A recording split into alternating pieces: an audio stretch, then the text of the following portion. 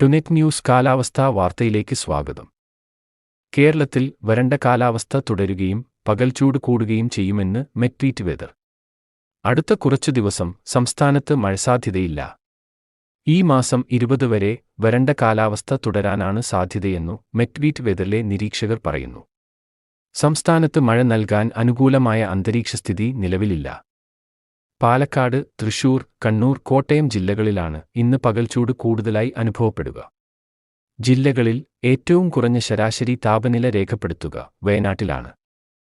കോഴിക്കോടിന്റെ ചില ഭാഗങ്ങളിലും മറ്റു ജില്ലകളെ അപേക്ഷിച്ച് താപനിലയിൽ ആശ്വാസമുണ്ടാകും. കർണാടകയിൽ നിന്നുള്ള കാലാവസ്ഥയുടെ സ്വാധീനം മൂലമാണിത്. കരയോടൊപ്പം കടൽ താപനിലയും വർദ്ധിക്കുന്നുണ്ട്.